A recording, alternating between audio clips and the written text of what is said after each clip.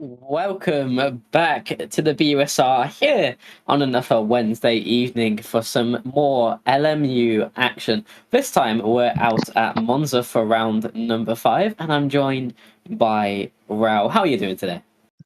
Been doing great. I missed the last race, but hopefully moving on to Monza, which is quite entertaining track, will be exciting. Yeah, Monza, we've got that really long straight, and with a bit of a bigger field than last time, especially in the GT categories. Hopefully, we can get some really good action. But out at Fuji, you did actually miss an amazing battle at the front of the grid. We had Willow and can't remember which one. I think it was. Oh no, I just can't remember. Off the top of my head. But we had the amazing battle in the LMP2 at the very front of the grid. Two drivers on a little bit of a different strategy in tyres, pit stop duration, and in the end, somehow Willow pulled out a second a lap faster compared to what they did in qualifying during the entire stint of the race. Ooh, sounded like a really great battle at the front for once, I guess. And of course, it will happen whenever I'm not here, as per usual, Obviously. as commentators curse does occur. But yeah, hopefully Monza, with the nature of the track, very long straights, drafting will be in full effect.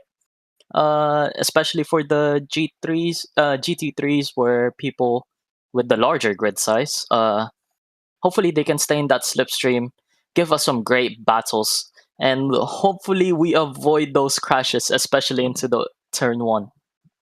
Yeah, especially compared to what we've seen in real life this year at Monza, there's been some pretty heavy shunts. A shunt is one way of saying it. Let, let's say it's more of a wreckage what's happened in real life, but so far, Yeah. hopefully we avoid that with just I think it's 9 cars, is it, for the GT3 class today, or It was 9 cars in total, I believe. 9 cars in total? Yeah, hopefully turn one treats the drivers well, and hopefully also treats us well to some action, as there are a lot of overtaking spots, especially for turn one, turn four, I think. The second chicane. Maybe some people are gonna go through for it through a Scary, and maybe the final corner. But if I was the one driving, I wouldn't really go for those places. But hopefully, we'll see some great action, great moves from all of the drivers here. Yeah, obviously, with a bit of a small grid, sometimes there can be a lot of discrepancy. But the big thing is playing with the traffic. You can really use it to get a good run on people sometimes, and use that as a great opportunity into turn one. As you said, that's a great overtaking opportunity. Also, you can't forget about the rest of the track. It's always a chance to get an overtake done at almost all of the heavy braking zones at this circuit. Yeah, I think there's only, well, 2 corners where it's not really a heavy braking zone, but at the same time, it's still quite heavy. Compared to other tracks of, like, Lesmo 1 and Lesmo 2. I think that's the correct names for it. Yeah, those two it's definitely opportunities here and there, but the traffic is also going to play a role, because if the LMP2 cars catch the GT3s through a corner, it will definitely hold them up. And since it's a track where you're mostly on the gas pedal, you don't really want to be held up by a slower class, as we should mention the GT3s. Yeah, hopefully the GT3s do have a bit of a turnaround, as the last few weeks have been more of an LMP2 show in comparison, as the GT last season were always amazing. But we're going to shortly get towards the action, just a little bit left of time before we get into it. But we do need to always thank the partners in Traction, Grid Finder, and Simply Race for help bring you the USR LMU here on a Wednesday evening. And we also have the IFA series over on AC on the Mondays. That championship is very highly competitive. Plenty of drivers show up to that one every single weekend. I feel like you have a bit more experience with that one. Oh yeah, yeah. The AC series, other series especially, has some great action regarding the size of the field, the closeness of the cars. But for the meantime, we're focusing on the LMU, and we'll head over to a video provided by our great partners from Grid Finder. Grid Finder.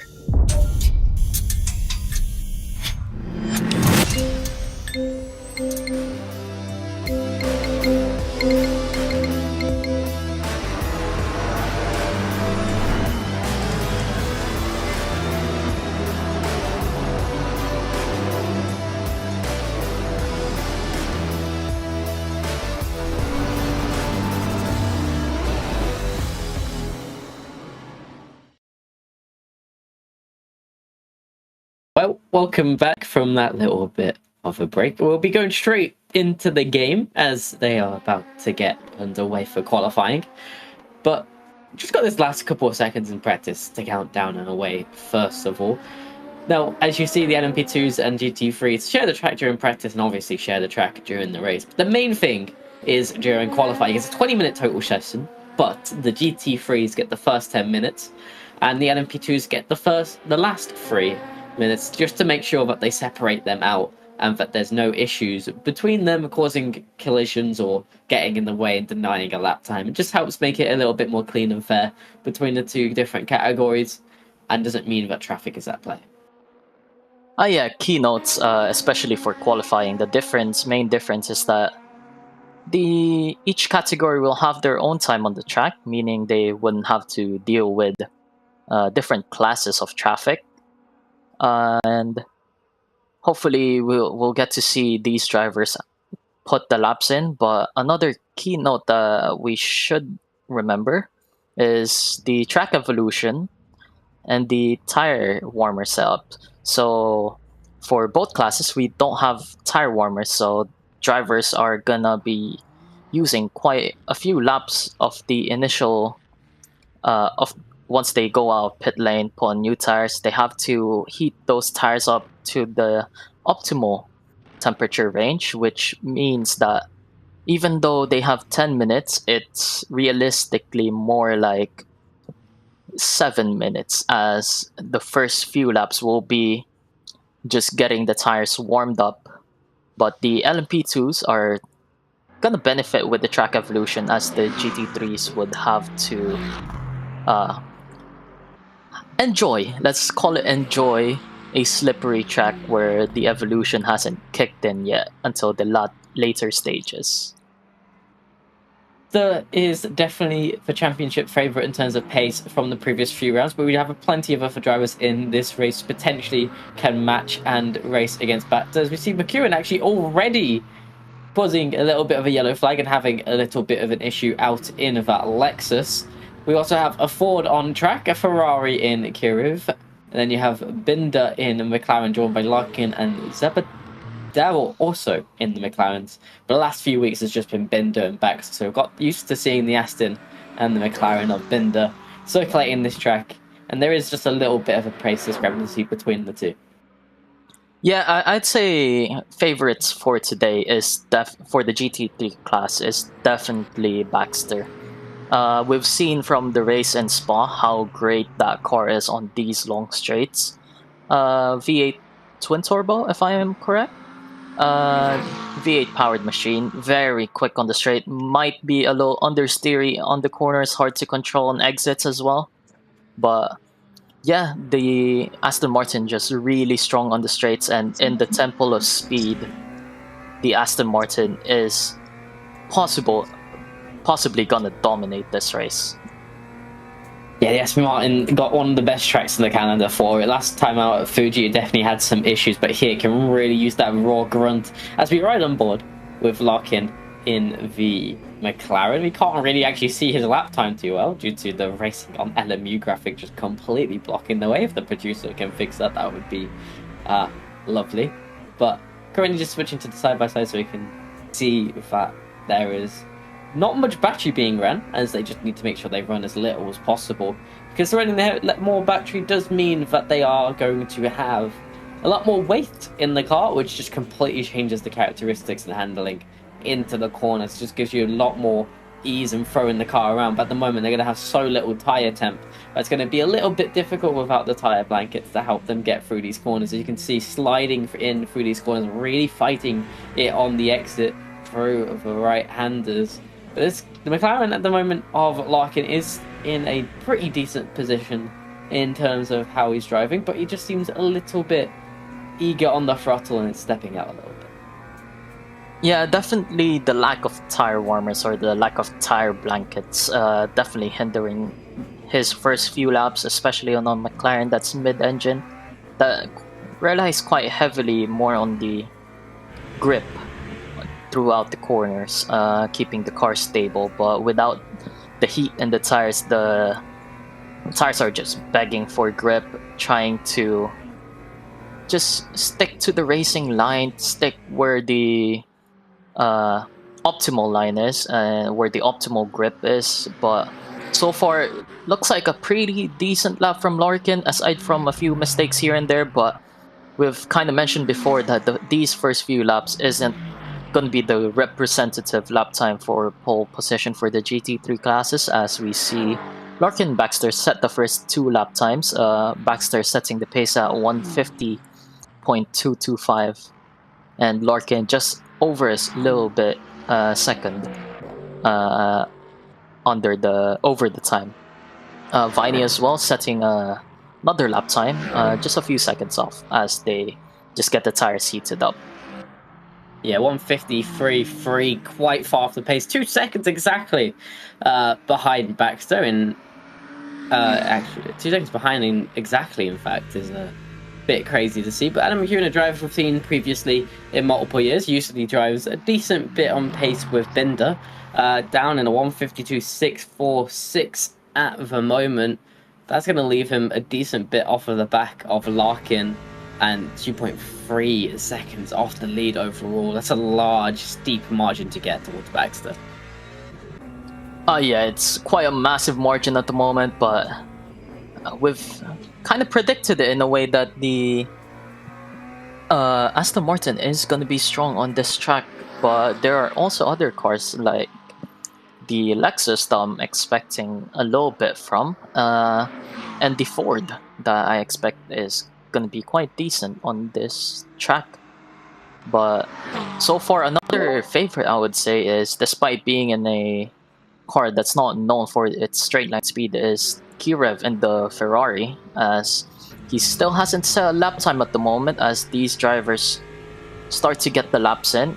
Maybe he's not doing anything at the moment and seeing what the lap times are before he starts going out. But Baxter, purple sector 1, coming up to the line. I'm not too sure about sector 2 as we don't have the graphic, but so far Kirev setting a 149.931, which is the fastest lap at the moment.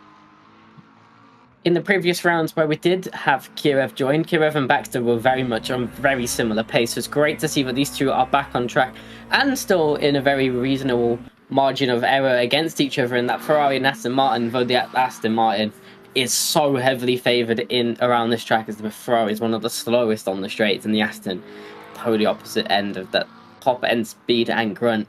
Really going to be a good powerhouse for him. But 3 times down on that Ferrari shows just how much Kirev has done a really good lap around here at the moment.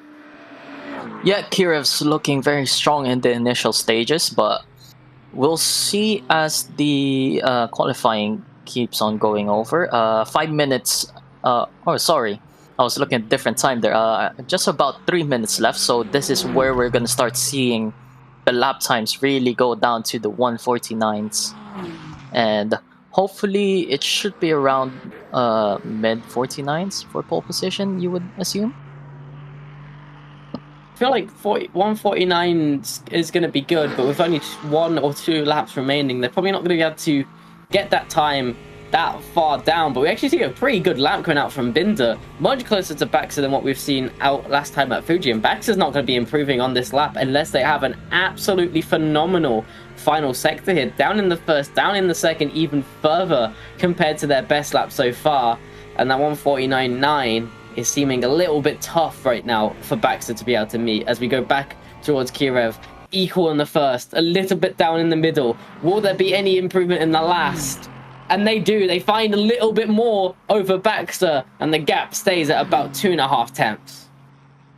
Yeah, Baxter also improving there, I'm pretty sure. He was 3 tenths down on Kirev before. I think he did a 150.3, but he got the lap time down to just about 150.0, so very close between the top 4 actually, going down to Binder, as they are separated by less than a second, as we are just waiting on for Viney, McEwen, and Zabadol to put out a lap time to see if they can steal away one of the top spots here. But so far, really strong lap by Kirev and improving on it the following lap as well. But Baxter also improving. We'll see. This is going to be a close battle in these last 2 laps, I'm assuming, between Kirev and Baxter. Just trying to clean up the mistakes. Binder as well. Very consistent driver. He has his pace on his day. It just determines if he's done enough practice on this track, but he will be used to this track as this is a very famous racetrack. And Binder, slight improvement, or as we pan over to Kirev, as he is improving in Sector 1 and the purple middle sector as well. Very strong lap time, it seems like, coming out from Kirev. He's got to hit his marks here for the final corner, get the car turned in perfectly right there, a little bit wide maybe, but he gets that exit very close on the inside as you want to stick more towards the middle or to the inside of the track here, just to get that little bit of a few tenths as he comes to the line. And another fastest lap from Kirev on a 149.747.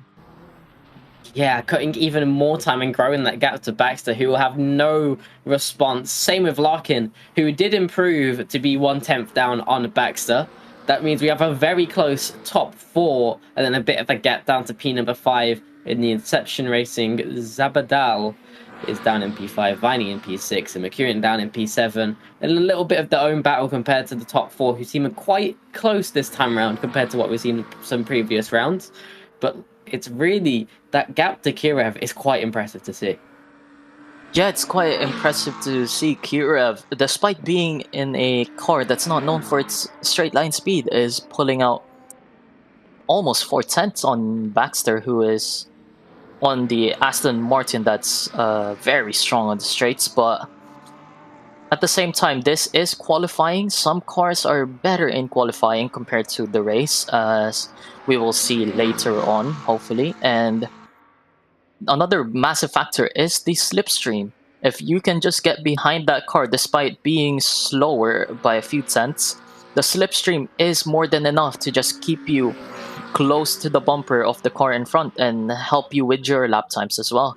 As Zabadol pulls into the pit lane, I think that is qualifying done for him.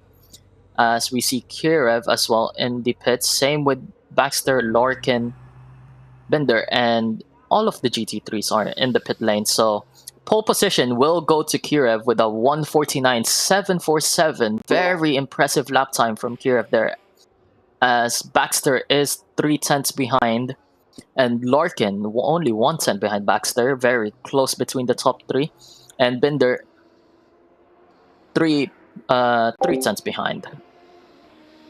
Yeah, and then LMP2 is now getting out on track as they start the circle. As you see the one coming in to the end of the lap, they're about to start their lap. They got 8 minutes on the clock. There's going to be about 4 to 5 laps for these LMP2s, depending on the pace, as we are seemingly stuck on a McLaren. Finally. But we do see behind Harry's, we have a really good slipstream for Borna, who joins us once again very quick last time out. This time, Willow's going to have to try and do the magical mystery, find the extra time yet again, but completely, you can see the difference in the braking zone, getting caught up quite heavily already this early on. This lap might not necessarily be on the pure pace of the car behind. Yeah, very interesting tactic here being deployed, as Harris is gonna want to just pull away because he doesn't want to give the car behind that slipstream, because that is a massive disadvantage for him if the car behind does get into the slipstream. As Galuzrazi, is that how you would pronounce his name? I'm not too sure, but getting very close here now to Harris as they try to start their first few laps here, like purple for Galuswari and the car behind, as he is in the slipstream of Harris. But if you catch him early into this stint where your tires haven't warmed up, you wouldn't be able to maximize the time gain that you can take here.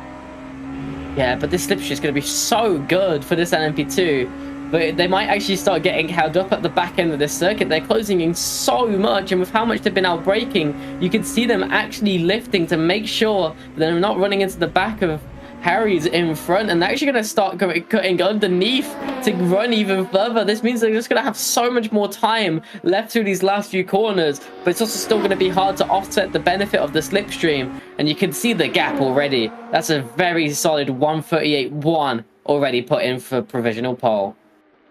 Yeah, very strong lap as the first lap could be. Galuswari looking very strong, especially on that final corner. He just managed to get the car turned in a lot more compared to Harry's there. And looks like even in qualifying, we're getting some action here. Maybe a foreshadowing case for the race here, but now it is roles reversed here. Now Harry's is the one with the slipstream, and Galuswari is the one pulling Harry's. Let's see if Galuswari can pull away, or will Harris be able to keep up? But at the meantime, it seems like Harris just doesn't have the initial pace to keep up on the first sector and the second sector to Galuswari. Maybe the tires not heating up enough for Harris here. Yeah, Galuswari doing a really good job here. Just laying down an absolutely amazing pace. 1:38.1 to 1:39.6. That is a huge gap. And they're up 2 tenths in the first, 6 tenths by the middle. And then this is where they got held up last time. So there's just even more time on the board. But you can see that Harris is getting pulled alignment at slipstream. They are finding the improvement, but they're still dropped a little bit back compared to this front-running LMP2, who is just in absolutely amazing form. They don't want to let Harry's have any chance at the win like they did at Fuji, and improves that time down to a 1:36? 6.8. Yes. Jesus. Very strong lap time there, as well as Harris, despite having the benefit of the slipstream, just seems to get dropped there. But Teruoka also setting some solid lap times, despite not being in that group of the top 2. He's just in his own world. He's setting his own lap times. Maybe he prefers to have that clean track where he doesn't have to worry about the aero wash, as Galuswari looks like he is ringing this car out, getting very slidey on the entry, but keeping it stable enough to get that good turn in and exit. As we watch him go on to LMU 2. Let's see if he is improving. So far, minus 1.62 tenths on his already impressive lap time, but Harry's starting to pull the time gap down. 4 tenths on the first sector alone. Very strong, as Galurazi 1 second down on his sector 2. Looks like the slipstream or the clear air. As he backs off and decides not to finish that lap time. But Harry's 6 tenths down on sector 2. Let's see if he is going to try and improve on this final sector. See if he can get the gap a little bit closer to first place man here, as there are 3 minutes left in the session. So they just need to try to wring out the mistakes here now. It's going to be very much on trying to iron out those mistakes, and we're seeing that from the second of the LMP2s here. Teruoka doing a much better middle sector, slightly improved first, do lose a little bit of time on the final sector, but they're able to snipe out Harry's by that 1.5 tenths of a second and get themselves into second place for now. A very good lap time from Teruoka there. He didn't have any benefit of the slipstream. I think Harry's was a little bit behind to get any slipstream for the first 2 sectors, but he is going again, and he is trying to improve, as we see a 1/10 improvement on Sector 1 as he turns in, gets it turned in really well, run a little bit wide to use a little bit more room off the track, but don't want to hit the curb there, as you don't want these LMP cars to bounce and run out of control here as they head on to the back straight. Well, one of the back straights, as there are two back straights on this track, as heading under the bridge onto the braking point. Ascari, a very crucial corner. You want to get this perfect, hit the curbs at the right moment, as you don't want to run wide onto the gravel. That is just that 6/10 improvement. Purple on the middle sector. That's 7/10 total of an improvement, or 8/10 improvement. And the final corner, all he has to do here now is get this right, and it's pedal to the metal to the line here. Let's see, is he gonna take pole position away as he runs to the line? Another improvement and fastest lap from Harris there. A very good lap, a 1:36.641. Yeah, I don't know. I don't know where Harry's has brought this from. Absolutely built a huge gap over Terioka, who's down in the 1:37s, and they jump all the way in to the 1:36.6s and boots out Galazrazi by 0.2 of a second when they was down by over a second consistently on every offer lap. And we saw this exact same thing last week out at Fuji. Harry's, at some points, somehow, is able to just switch on the switch and compete at the front. Yeah, Harry's just pulling out the lap time when he needs it. And on this final, on the next lap, he's still improving. 0.03 of a second of improvement on that Sector 1. Let's see if he can improve on an already good or already perfect Sector 2. 1/10 down. But let's see, Sector 3 might be where he wants the time to be gained, as he's kept it quite close with his best Sector 2, the best sector for any car on this track at the moment, as he comes down to the final corner. Under the brakes here, gets the car turned in well, doesn't run wide, keeps it on the track, tries to get that very good run, and sticks it to the inside, closer to the pit wall. See if he can gain a few tenths, and he does improve on the final sector, but it wasn't enough to improve on his already good pole position lap. Asteroka did improve on first sector, but quite lacking on the second sector, 0.3 down. Let's see if he can bring the gap down on Sector 3, but looks like he didn't complete the lap or got invalidated at the end there. Yeah, unfortunately stuck down in P number 3, but we have seen that they could keep up in the start of Fuji, but they drifted off in the second stint. This time around, they have the same opportunity of trying to keep up, and hopefully they can keep up properly. And that race at the front, if Harry is able to replicate that pace on that one absolute wonder lap, we're going to have an absolute battle on our hands between the top two, just like we did out at Fuji, where strategy can really come in and shine. Meanwhile, in the GTs, we had a really good top four between Kiriv, Baxter, and Binder at the front of the grid. You also had another car in there, I think, in Larkin. Yeah, Larkin was, yes. That was also in the fray in P number 3 in the GT categories, as all of the drivers are loading in, making sure their setups are all set in the way that they want them to be, with the correct fuel loads, energy uses, and consumption rates, as it's really important to make sure that you save as much as you can, and they do have to do a little bit of lifting during these races to make them work, because it saves a bit of time in the pit lane, and they've got a long way to go considering they had 2 times tire wear and 2 times fuel. Yeah, lift and coasting definitely on this track is going to be key, as these drivers wouldn't want to have to make an extra pit stop, or if they can take that little bit less fuel during the pit stops, because even though you're lift and coasting, you're losing less time when you lift and coast compared to just getting more fuel during the pit stop. But the LMP2s are very close between the top 3. I would say Tyrrell could definitely gonna try to keep up in their slipstream, see if he can pick up any scraps from when the top two battle. But the GT3 is very close as well between Baxter, Kirev, Larkin, and Binder. Very good action, it seems like, so far. Hopefully they can replicate it in the race. Key note is definitely that Kirev and Baxter are teammates. I think they're also teammates with Binder. So we will see if there are some team games here for this race.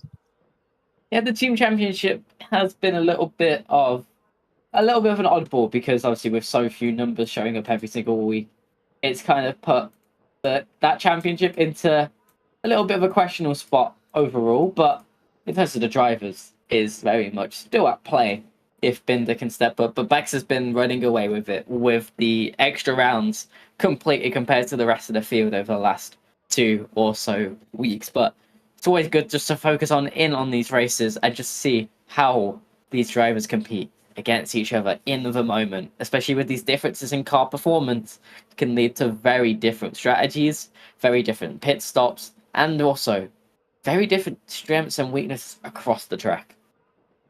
Yeah, as we mentioned, the top two definitely couldn't be further away from each other, as we shall say.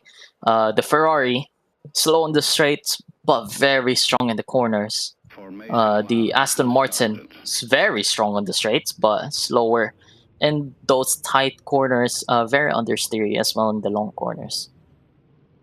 As the drivers now start their formation lap, or half a formation lap, as they head over to the line for the start of this race. Harry's leading the pack for the LMP2s. Kirev leading the pack for the GT3s as they come off in this final corner. We shall see. The LMP2s are gonna get to go first, but we shall see into turn 1 if Galurazi could make a move around the outside or just pull away on this straight to take the lead here. Tiroka very close behind Harris as well. He is definitely gonna see if he can make a move potentially into turn 1, as it is a very heavy braking zone as they are off now. Harris pulling beside Galurazi. Tiroka just minding his business behind the top two here. He is looking for those openings at the start of the race as we see the GT3s also come through. Galurazi looks like he's got the braking on point here. Pulls ahead of Harris as Harris just tries to defend a little bit too much from Tiroka here and lets Galurazi run around the outside as Larkin makes a move on Baxter here and splits the two teammates up, as Kirev takes first place and Larkin second place, Baxter third place for the GT3 class.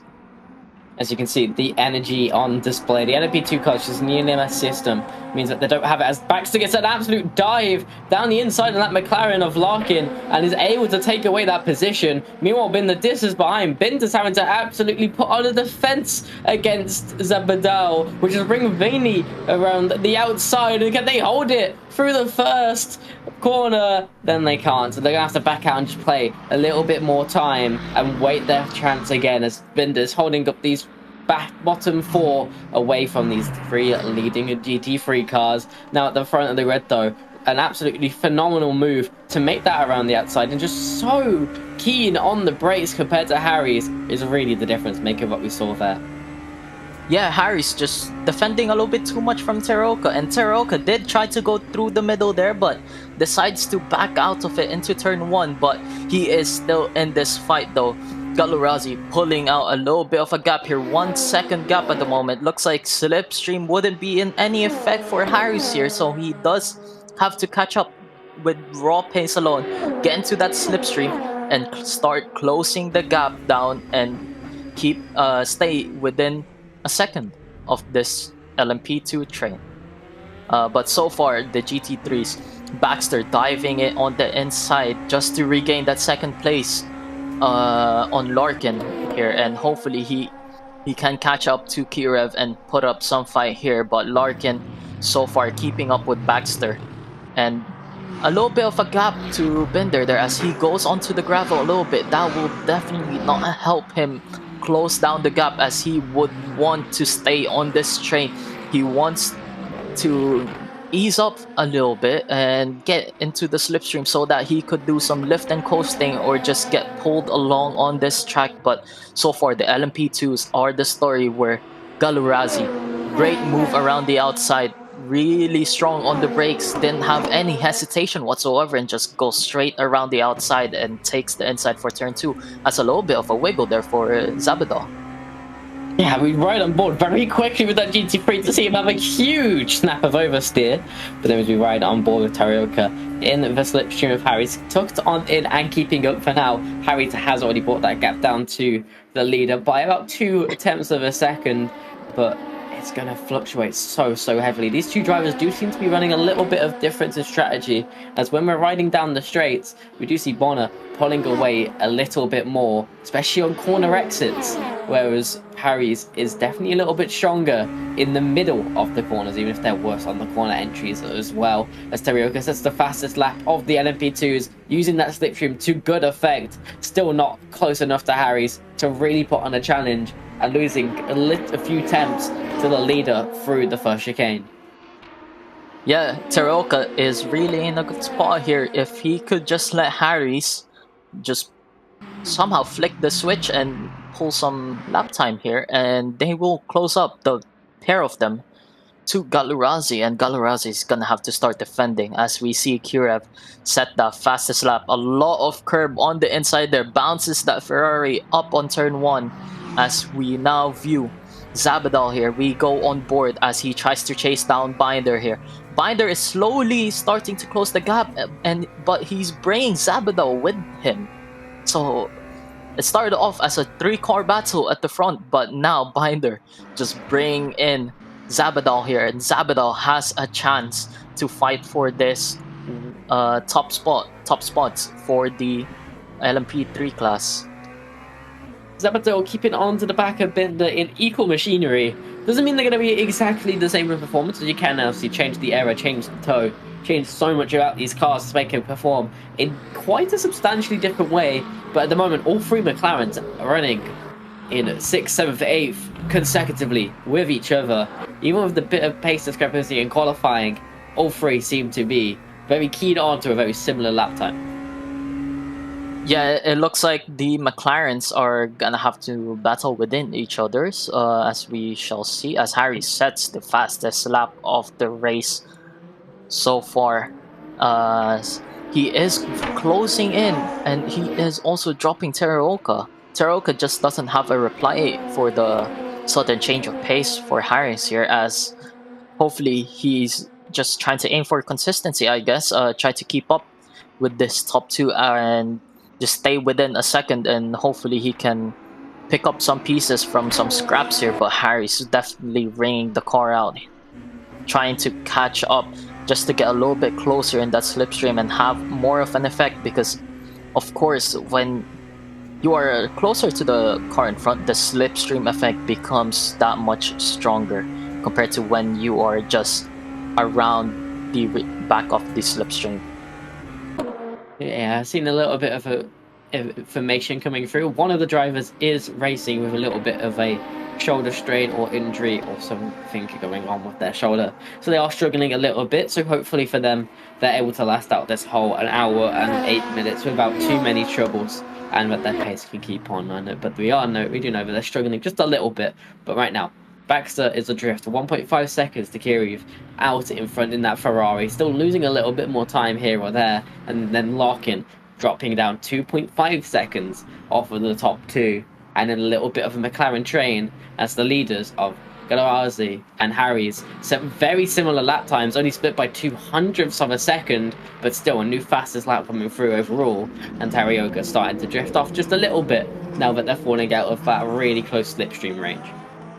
Yeah, a great response there from Galarazi as he sets a fastest lap of the race, even though it's only 200ths away. It's still a great response, as a little bit here and there will definitely help him pull out the lead and hopefully keep Harris out of the slipstream range, as Harris looks very consistent at the moment. Galarazi looking very strong as well with the response. Maybe he's just managing the gap here, but so far Harry's is kind of getting dropped here, as it's now down to almost a second here. But Teroka getting dropped in the meantime, but he is still thereabouts in terms of pace. Kirev looking very strong in this Ferrari here, as he is pulling just tenth after tenth on these corners, while Baxter is closing the gap down on the straights, as we've seen in almost all of the races, where the Aston Martin just very strong in the straights and Kirev very strong in the corners. As the McLaren train is getting dropped here. Binder very close to Larkin here now. He's only 6/10 behind, as he might eye up a move, see if he can catch that top two and hopefully go for a class win here. Yeah, we've got a long way to go though. Strategy is going to be heavily important. We're with another fast slap. This time by Harry's, tucked into the slipstream, catching up just a little bit more. Both responding to each other lap after lap. Only 6/100ths of a second, and Terioka still keeping up, just falling off a little bit. 1.1 seconds. That gap is still very, very close though. And also Binder very close to Larkin in the McLarens. We're seeing Harry's taking a little bit of a different line through that corner, is leaving him a little bit wider on the exit, maybe having a little bit more speed, but extending the distance off the track just a little bit. In that slipstream, can get away with it just a little bit to keep the speed up. Now in 8/10ths of a second, it did grow over 1 at one point. Yeah, it looks like Bender is slowly but surely closing the gap here. Larkin is starting to set some good lap times here, as the gap has shrunk just a few tenths here and there, but it is fluctuating quite a bit in some of these corners and some of these straights. But so far, the battle is between Harris and Galarazi. They've been responding to each other. They've been showing off the pace to each other, seeing if anyone of them can keep this up. We shall see as they round out the final corner. Harry's getting quite close here and now. He is definitely in that slipstream range. He is going to start closing in on this straight, as we shall see if they respond with another fastest lap.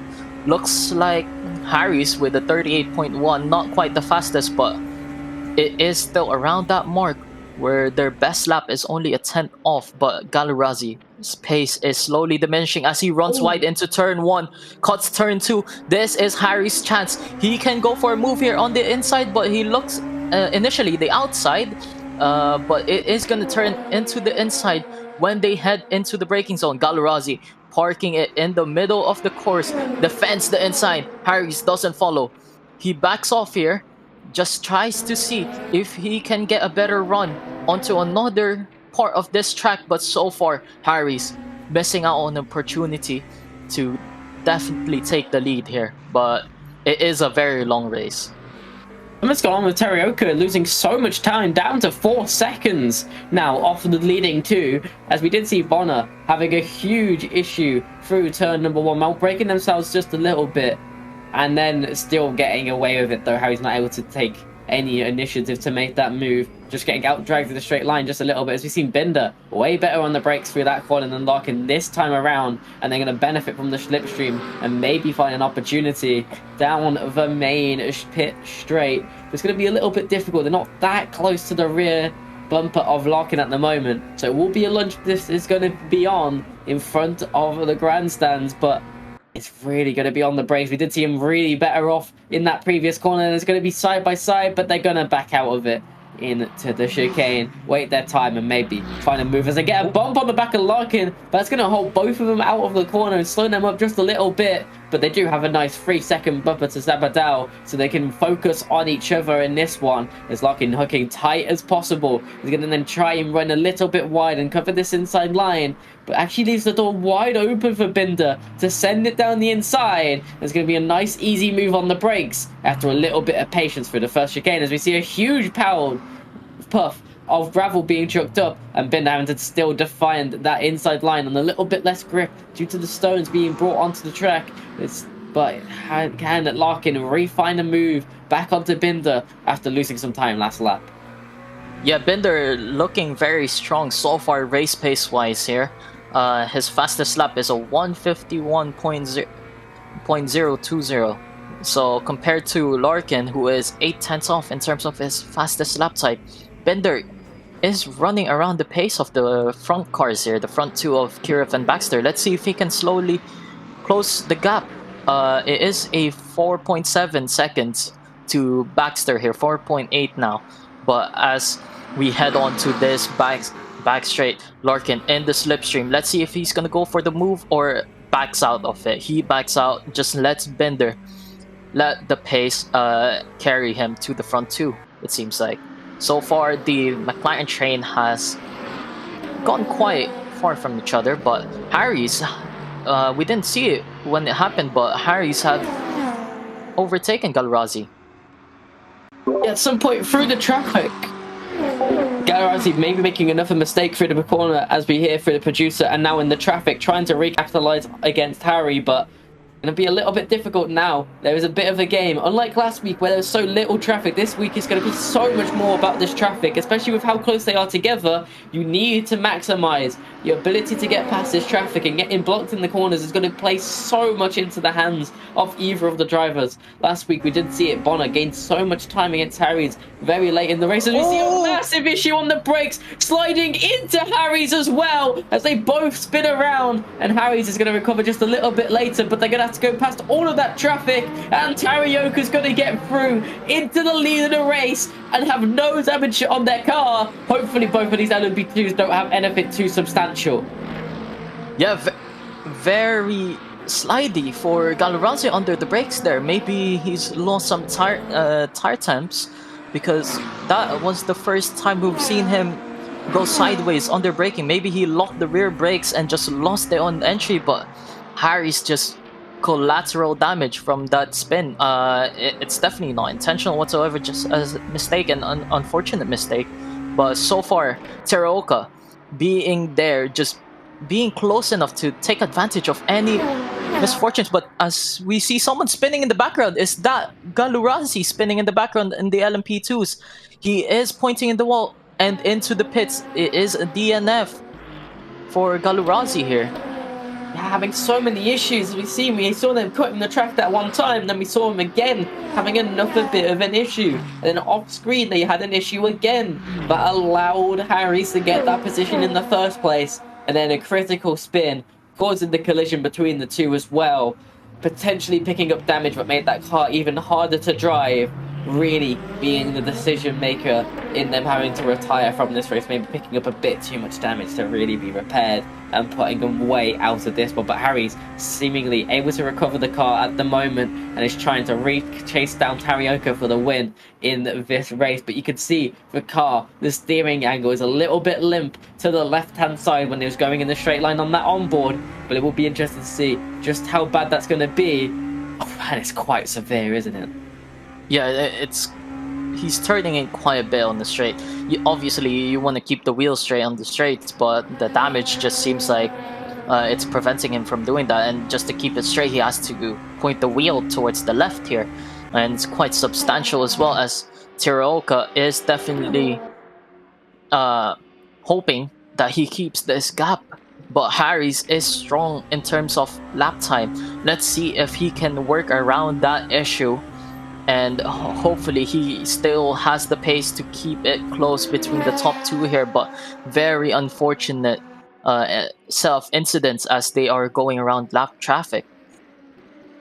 Yeah, lap traffic's going to be a huge piece in this one. But we did see Kiryu setting a new fastest lap of the race last time as well, after getting Baxter a new fastest lap, training it instantly back at once again. But Harry's is struggling a little bit on pace in the 139s on that previous lap. Traffic definitely slowing them down just a little bit though, as we look back. Larkin now dropping a second back from Binder, and the GT3 gets starting to grow quite big. Yeah, Binder just setting a few good laps here and there, just a few tenths over Larkin as he pulls the gap to over a second now, as we've mentioned. And Binder looks like he is closing in. Oh, runs a little bit deep, has to cut turn 2 there, and has to take the slowdown penalty, because even though it's not that strict in terms of penalties for cutting the track, it is still gonna force you to slow down, as we see there for Binder, and the gap just grows larger, and Larkin is now within 5/10 here to Binder, as maybe Larkin's just biding his time, trying to stay with Binder here and hopefully use Binder's pace to close the gap to Baxter. As we've seen throughout this race, Binder is just slowly closing the gap to Baxter, as Kirev is just looking very strong in the front here.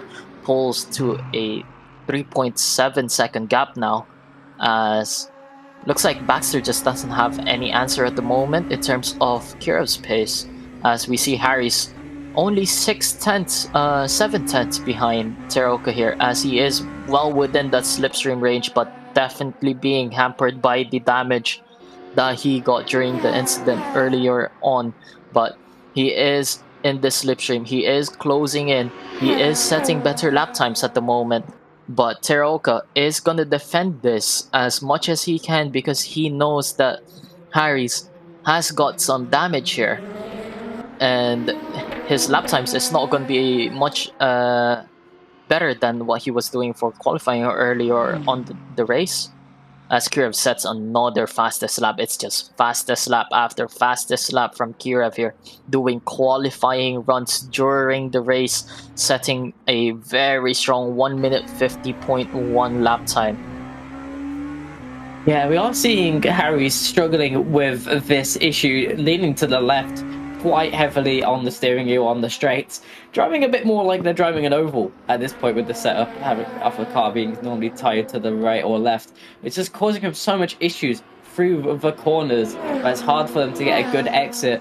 So it's really impressive that they are keeping up even in the first place.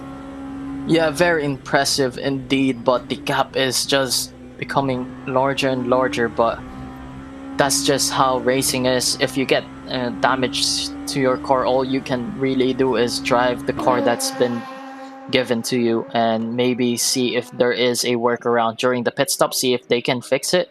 But you will definitely lose so much time if you do decide to get it fixed, because it's not like the F1 racing series where, let's say, you have a broken front wing, just take the front wing out, get a new one. You can't really do that with the LMP cars, as if you got wheel damage, as it seems like Harry's has, even though he is slower than his initial pace, as Terioka spins it on the inside, just loses it under braking, but he keeps it held straight enough that he just cuts the corner and gives the position to Harry's there, as he did cut the track and gain a little bit of an advantage there. But Harry's now into the lead despite the issue.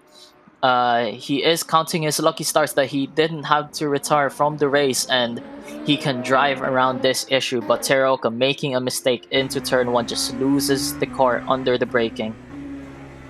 And losing the car as well. We're seeing so many issues in the LMP2s in this race. We've seen it from all of the drivers. I mean, actually on board with Terioka, they're now having to have their car lean on the straight line as well. But for them, it's on the right-hand side, whereas with Harry's, it's towards the left. So both of the LMP2s are going to be limping for the rest of the race all the way to the home, as we see Vini as potentially the first pit stopper in that Ford. Yeah, very interesting pit strategy here. A little bit early, I would say, as maybe the other cars just managed to save enough fuel just to keep going. But yeah, very interesting between the two LMP2 cars. Teroka has his car pulling to the right, his steering wheel pointed to the right as he dives into the pits here. Different strategies once again between the two LMP cars, but Harris with his car pointing, steering wheel pointing to the left, and Teroka steering wheel pointing to the right. Very different issues, it seems like, as Bender is slowly closing the gap down. It's now down to 4.8 seconds from initially 5-second gap to Baxter, as Baxter is slowly getting dropped here by Kirev, as Kirev is just very strong at the moment, setting up fastest lap after fastest lap on qualifying pace as well. As very strong race so far, which gives him that breathing room to just think about his strategy here now.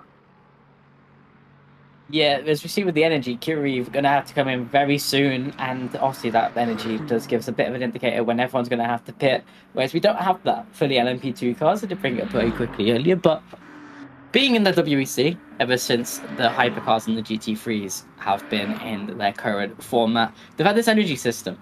The energy system exists for the hypercars because they have the ERS and the hybrid systems to manage.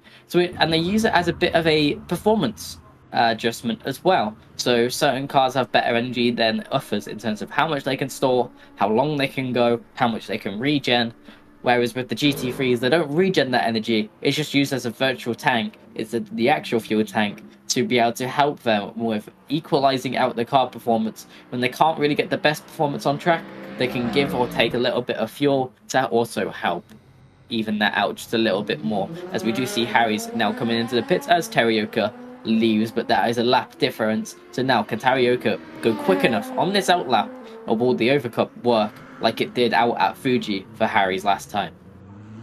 Yeah, we just have to see how long Harris has to stay in the pits here, because we're not too sure, as Teraoka does run deep into turn 1 here. Has to take the slalom part of turn 1, as that's definitely not going to help his initial outlap. But Harris, we shall see if he does repair the damage that he does have in the pit lane. But Teraoka looks like he is not used to how the car is driving at the moment. Looks like he's got the steering wheel set straight now. Maybe some magic in the pit lane for from his pit crew, and getting the car fixed and sorted out to allow him to get that little bit more consistency, because when the wheel is pointing in a different direction on the straights, it does hamper your feeling of the car. As we see the GT3s also take their pit stops now, as we see the top 3 pit in, and Larkin stays out here for another lap. We shall see if he has that enough energy to make it around, as Harris is now back out on the pit lane, as Teroka is 35 seconds behind. Massive gap. A really, really, really long way to be able to drag that car compared to everyone else with 50 minutes left remaining. Everyone else now has actually took their pit stop, and they're yet still extending another lap. Maybe that is why they've lost a little bit of pace compared to Binder, as they've been so focused on extending their stints as far as they possibly could and trying to get as maximum out of it as they can. But sometimes you can over-focus on how much you're saving, and that can really dent how quick you go in each stint. So hopefully it does pay in their favor in the long run. Yeah, it looks like in terms of saving, Larkin here is cutting it very close in terms of his virtual energy for the pit stop. He is coming. He is close to the pit lane, as he's just coming around Ascari here, as it is one of the final few corners of this track, but only 2% left. We shall see if he can make it to the pit lane, or does he have to lift off massively heading into the final corner here, because you don't want to run out of virtual energy on these cars here. As we watch on board here as he takes the final corner, massive lift into the braking zone. He is managing that virtual energy at the moment and seeing if he can make it just one extra lap around the track, and hopefully maybe he can take a little bit less fuel here, as he is 0% right onto the pit lane, making it just in time to see if he can make a pit stop and continue on going. Yeah, gonna be a bit of a long one though. They've still got 50 minutes left, and we saw this before. Monza could be a little bit of an issue on the fuel. Getting to 50 laps isn't that far. Getting to 50 minutes isn't that far. And because they're on throttle for so long, they end up using so much more fuel than some of the other tracks where they really do actually get time to lift and coast. And you really don't want to be lifting coasting 200, 300, 400 meters earlier than you really want to be, because that can lose so much lap time and put you at so much risk. But last season in the BUSR, we saw people running out of fuel here, so hopefully for none of these drivers that happens again.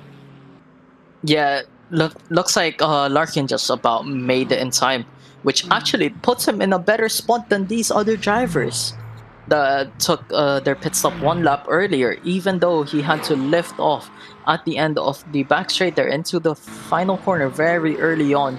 He does manage to stretch the fuel out and gives himself a chance to maybe see if he can gun for the line here and not have to save that much fuel compared to the other drivers, and hopefully that results in much faster pace as we see Binder just extending the gap there, because Larkin did have to lift off and save a little bit more fuel during that final lap around and that overcut.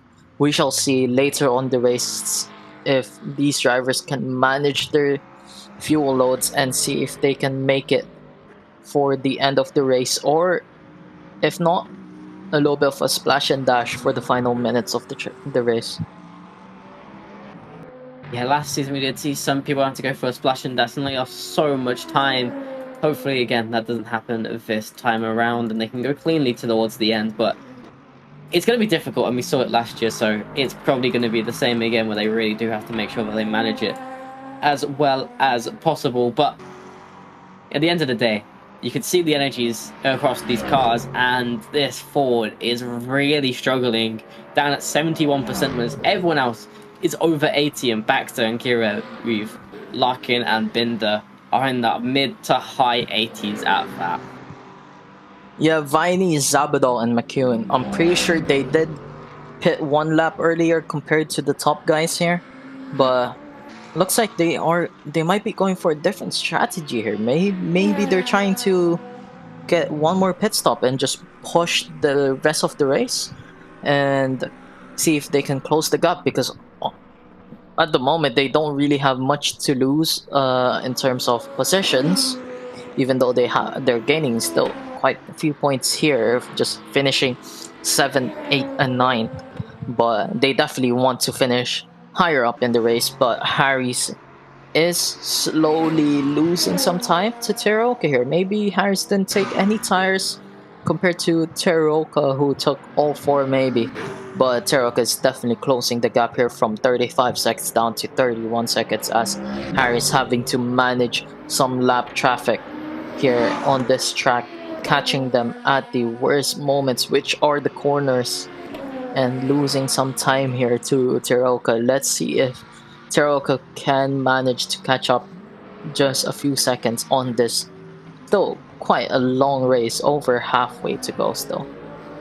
I do think that Teruoka decided to take the repair if they're 30 seconds behind through the pit stop window, whereas Harry's probably is just dealing with that steering wheel. It would be nice to see the onboard wheel, but just to confirm that if they still have to lean in the steering wheel, and that they do, and as you spotted earlier, Teruoka doesn't have the lean in the steering wheel, so that's probably why the gap is so large. But if Harry's is able to maintain and drive quick enough with this, there's going to be a huge amount of time that they've been able to save to not get repaired. We see Teruoka spin around again, this time not clipping the rule, but last time they didn't either, and last time they still ended up having their steering column end up switching over to them. So hopefully this time it hasn't caused that same issue again, and that lead to Harry's has just grown again.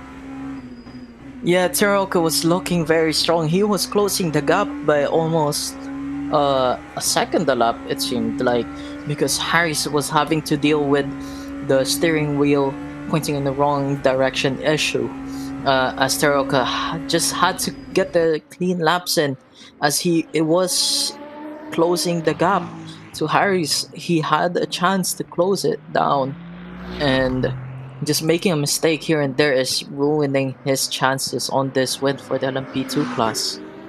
But Kirev is still looking very strong. Baxter, same as well. Those two quite in a league of their own. They're just ahead here, with Binder in third, just trying to keep up. Looks like he's not closing in that much, but he is keeping up with them. But Kira very strong this race compared to Baxter, who's usually the outright favorite for the race. Almost everyone catching up to the car ahead in the top 4 in that previous lap around, potentially because of either a bit of traffic or something going on there. But as again, that energy system difference, Larkin going that little bit longer, all the way up at 82, comparing it to that Ford down at 57. That's growing even further than the last time we've seen it. So clearly they need to start lifting coasting more, or they're fully committed to that free stop strategy with how much they're just burning through their energy at this point. But Kiriv got a little bit of a benefit over Baxter at the moment. So Baxter is lapping a little bit quicker on that last lap, is still 4.7 seconds behind. Yeah, Harry's here now as well, just getting held up by traffic. It seems like he's getting held up more compared to Teroka, but as we mentioned last lap, Teroka made that mistake. He did spin the car, that's why he was 6 seconds slower on the last lap.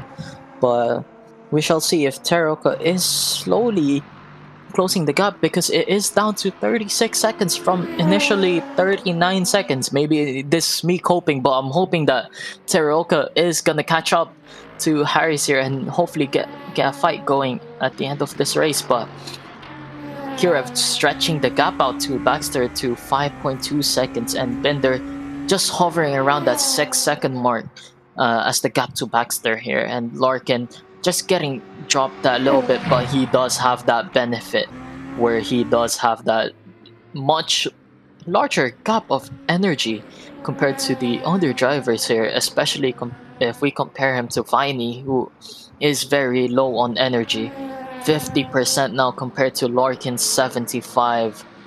He is ringing the pace out of this car. He is going for this. He does not care about fuel. He just wants to drive as fast as he can on this track. Though we do see Zabadal catching up to this Ford very slowly behind and making inroads at every single lap. For the last lap, actually losing a bit of time. When I say that, which is the worst time to bring that up, I can't lie. But looking at Harry's versus Terioka, this traffic is very much at play. Harry's lost 5 seconds in one lap getting through all of that traffic, and they've still got even more to go. They're re-hitting that back-end traffic after only just getting past the front-end traffic about a half a lap ago, whereas Terioka is hitting the traffic. In the traffic even. Right. Harry's is still going back and forth on these lap times. They're trading quite evenly, but again, it's just traffic that's the mainstay now. Now that the traffic is spread out, now that they're hitting it every so often, it's going to really impact their lap times in very different ways. But we can see the steering angle of Terioka. We can see why they're probably having some of their difficulties with the spins. They have it set so that they can turn really, really far around. Like, you're seeing it loop all the way underneath and further when they're taking the line through Parabolica. Whereas if you're worried on board with Harry's when we've seen it, it's not going anywhere near as far on the turning angle compared to what Terioka has it set up to, which maybe is making it a little bit more difficult for themselves. Yeah, it just seems like the two different driving styles, where Harry's just has a little bit more neutral steer kind of technique compared to Terioka, who is really just trying to get that front end turned in with the steering wheel. But we can't forget that Harris does have this issue. He wouldn't be wanting to steer too much, because if he does, the car might react in a weird way and just make the rear step out here. But Harris is maintaining the gap, doing a great job despite having a car that's broken at the moment. But yeah, so far Terioka having a better experience, shall we say, with the lap traffic compared to Harry's. Yeah, a little bit better traffic overall compared to Harry's, who sets a 139.2. Quite a bit off of the pace that they were setting in qualifying, which is reasonable to say with a bit of a damaged car. But Terioka is catching up very, very slowly. They just need to avoid every issue that they can. This lap time is coming down every so often, down to lost a little 10th in that last lap, but it was 36 seconds about 2 laps ago, so making decent inroads overall. Yeah, he definitely has more pace than Harris at this stage, but yeah, taking the repairs during the pit stop has definitely hampered him, which means he just has to work for this and close the gap down, as we see a little battle here from Viney and Zabadal. Zabadal having much more energy than Viney here, as the gap slowly goes down to around less than a second, 8 tenths, 9 tenths of a second, as last lap, Zabadal just setting that a little bit quicker, 500ths of a second faster in terms of his lap time compared to Viney, but Viney is definitely gonna have to go into the pits one more time during this race, as it looks like the Ford Mustang just really likes to drink that fuel, and the McLaren's just looking very strong in terms of fuel at the moment. But McEwen, he's been in this race. It is good to note that we still have him here, as he's just lapping a little bit slower, or quite a bit slower than Zabadol, but he is just driving his own race here, just trying to see if he can pick up anything from the scraps here. But he's managing his race quite well, as his fuel is in a great spot at the moment. But definitely Viney is the one in trouble in terms of virtual energy here, as he helps that curb on the exit of Ascari. Zabadol closing the gap down to 5 tenths now. Viney is trying to cut the slipstream by going more towards the inside, as he swings back onto the racing line here for the braking zone. Dives that Ford Mustang in, gets it turned in, but Zabadol washing out a little bit wider here. Maybe he had to lift off a little bit, but he is in this slipstream. He is following this big rear end of the Mustang, as Viney weaving across the track trying to stop the slipstream effect. But Zabadol has a look on the inside, looking to it, but decides to not send it in this corner, as he is not close enough. But Viney, as Zabadol goes onto the gravel there, very wide on the exit of turn 2. That gives Viney a lot more breathing space here, lets him run away just a little bit, and hopefully lets him reset, just get the mental straight, get ready to defend once again once Zabadol closes the gap down. But Larkin, in terms of energy, look at that, 52%. But compared to Binder, Baxter, and Kirev, the gap in terms of energy has gone down. He did have a massive deficit, but looks like the top 3 just managing the fuel really well compared to Larkin. Yeah, Larkin at the moment is a gap of about 2 seconds to Binder. It's been a bit bigger, it's been a bit smaller. It keeps changing all over the place between the two of them, though. They keep finding pace at different points in this race, but Zabador is really catching into Viney at this point of the race. As we see further forward, the gap between Baxter and Kiryu has grew even further. Meanwhile, McEwen out at the very back of the grid, 17 seconds. Their race has gone a little bit rough overall on this occasion, but Zabadell trying to set up the move onto that Ford, going to be forced to go around the long way, but that McLaren has very good brakes, has very good cornering, so can they make it work? They're going to let the Ford go a little bit deeper, try and make the run to switch it back on the inside, to get on the inside before the chicane, but not having enough grunt out of the corner compared to that Ford means they're going to tuck back in the slipstream. This McLaren so much lower down, so much more streamlined. It's going to get a huge slipstream effect from this Ford, but it's just moving so much more air compared to this McLaren that can tuck on in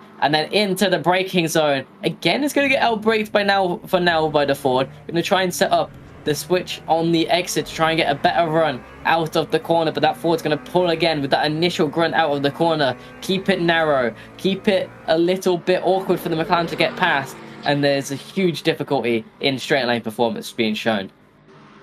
Yeah, Zabadol struggling to get past there, but he is going to get another chance here. Let's see if he's going to look for a move. So far, he stays in the slipstream, trying to see if he can just close a little bit on the gravel there. He did go sideways, but he catches it and saves it. But the gap has now grown once again, and he has to work for it one more time just to close the gap to the Ford Mustang in front of Viney here. Viney putting in a defensive performance of a lifetime at the moment, but he does have a bit of a problem when it comes to fuel. It hasn't been that long since he took a pit stop, but he is already down to 15%, and Zabadol is on 26% race fuel or virtual energy here, as he is closing the gap once again here. He does have that more pace at the moment compared to Viney, but He is struggling to get the overtake done on a Mustang that has that initial acceleration out of the corners, out of these slow corners, and just pulls away on the straights.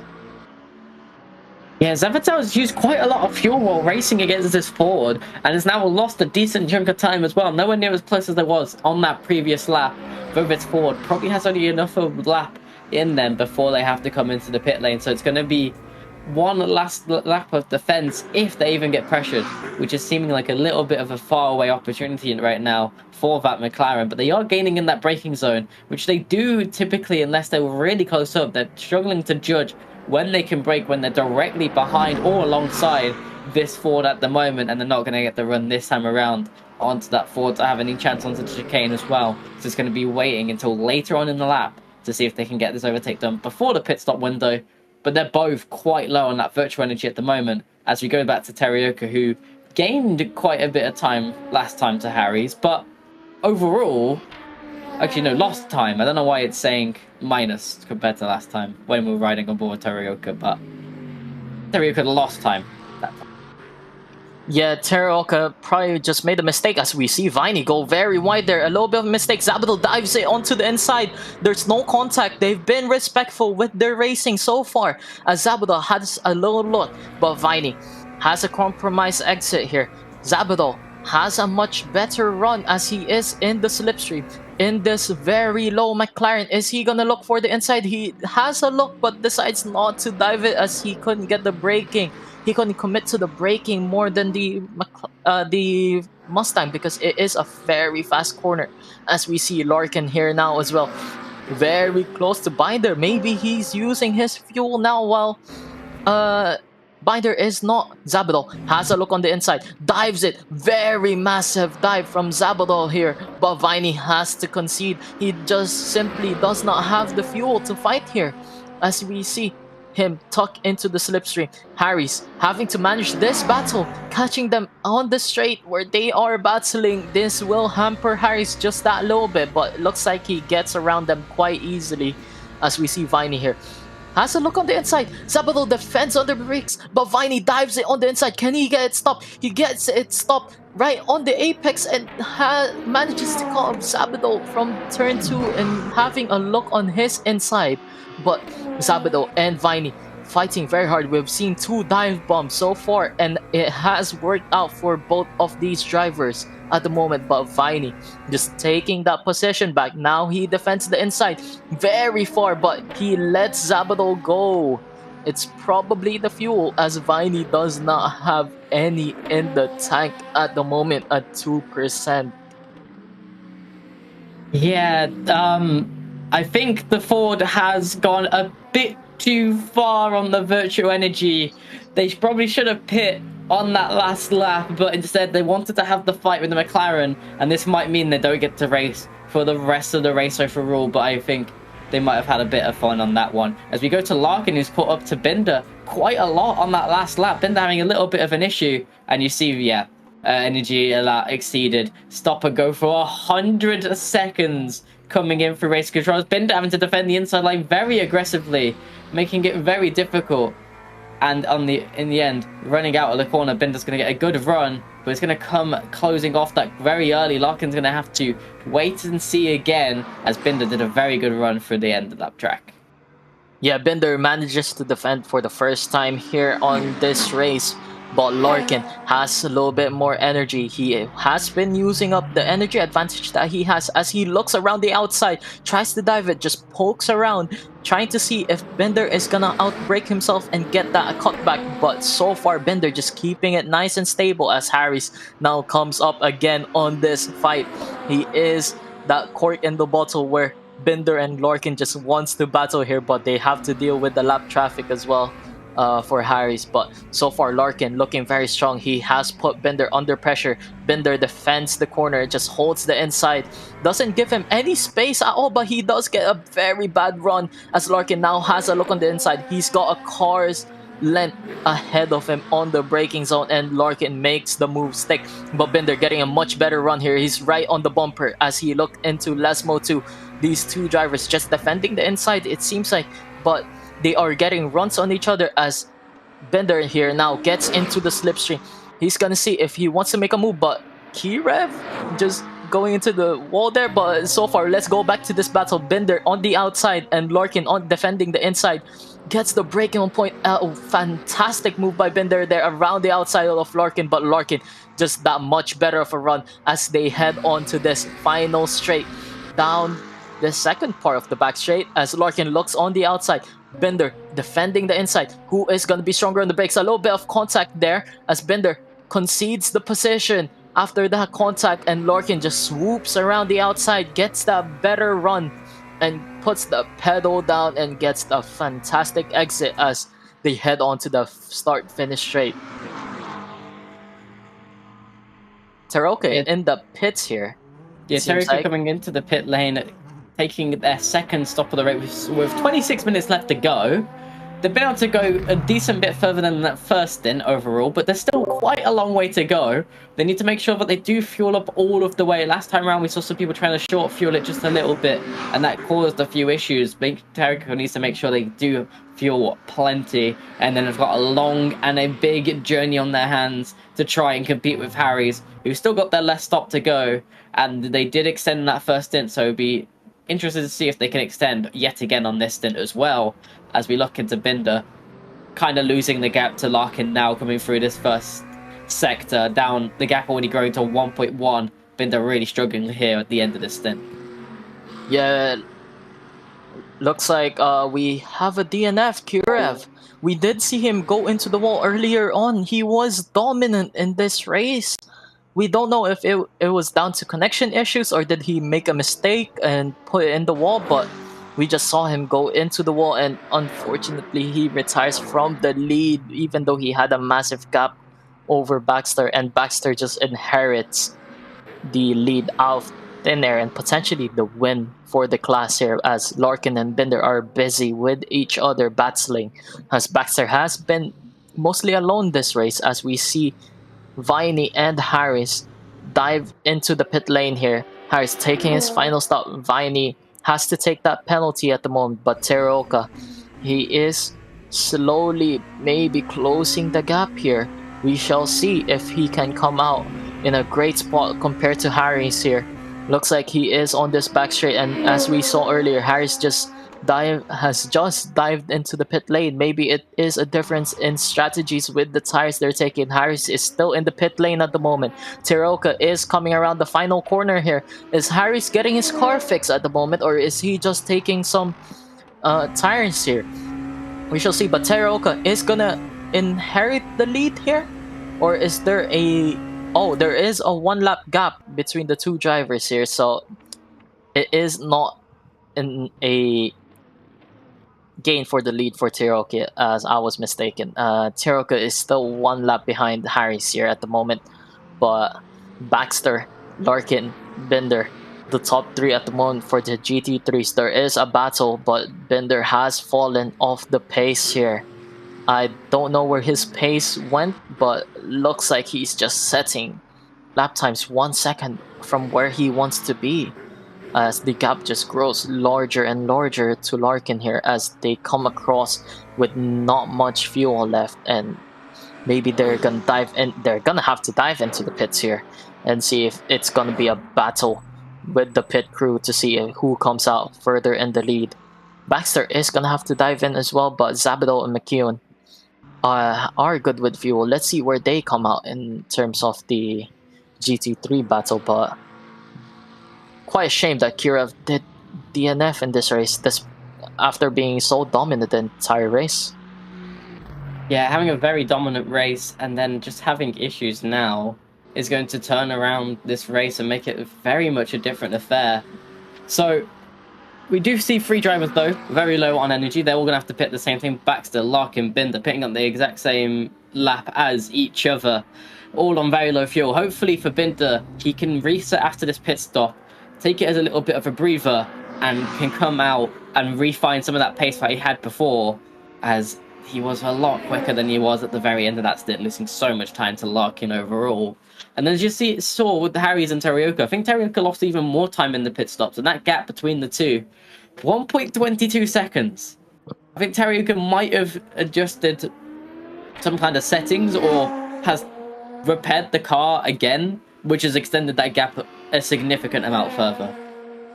Yeah, the gap just grows massively during the pit stop stages between Harris and Teruoka. Maybe Teruoka doesn't have the meta in terms of the pit stops at the moment compared to Harris, as Harris just gained another, well, almost a minute during the pit stop stages. Maybe some mistakes from Teruoka. We haven't seen anything so far, but the battle between Baxter, Larkin, and Binder in the pit lane, as Binder is now out of the pits as well. He is quite far behind compared to Larkin here. Maybe he decides to take the tires right now on this stint compared to Larkin, who took it earlier on.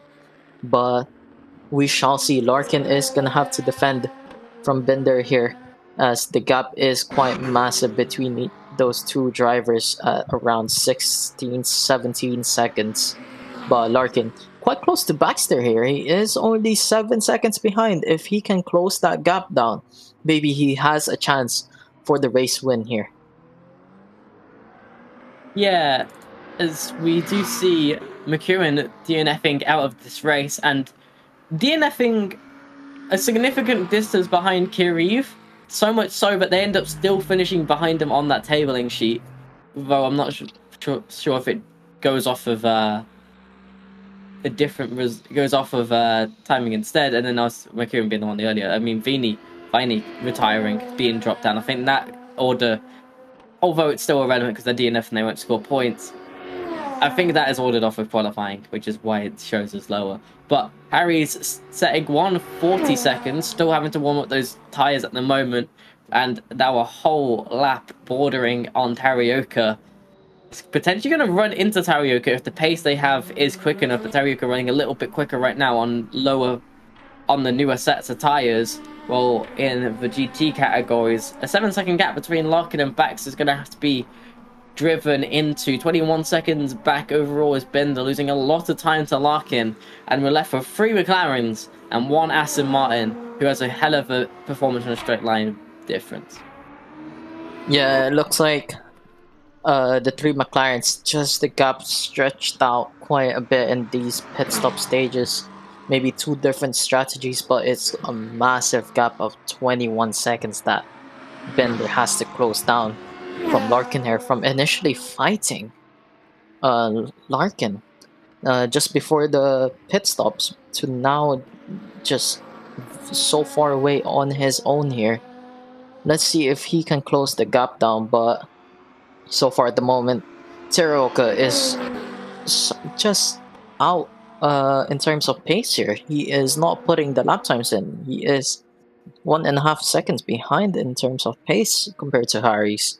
As Harris, despite the issues that he's had, just setting good consistent lap times, just pulling the gap larger and larger at the meantime. But yeah, Teruoka just struggling for consistency here, it seems like, because if we look at their best laps, it is only a 1/10 difference. So just Harris maintaining his consistency and his lap time has helped him a lot during this race.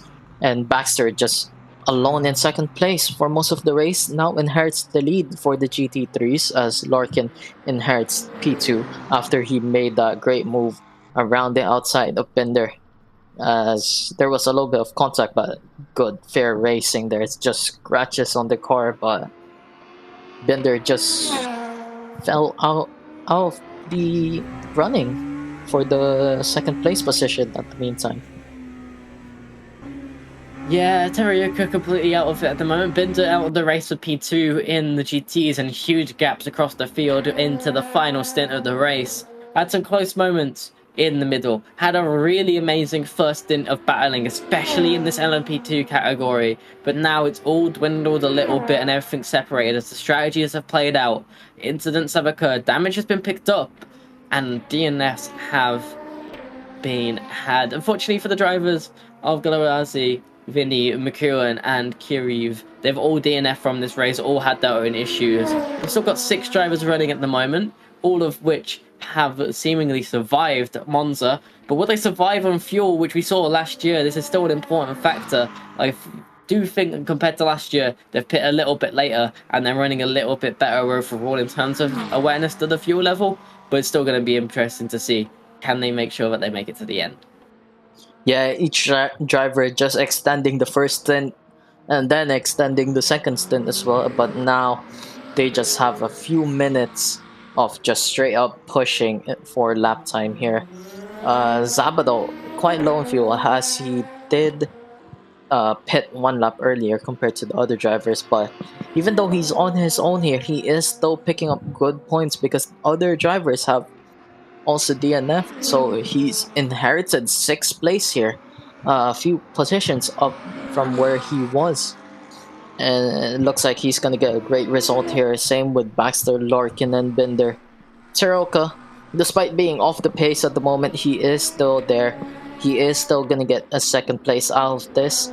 And Harry's, despite all of the issues, just very strong, just maintaining as consistent lap times, even though it's not quite his personal best. He is still just putting up good lap times and increasing the gap here. But yeah, Baxter and Larkin quite close on pace at the moment. Just a few tenths off between the laps they are setting.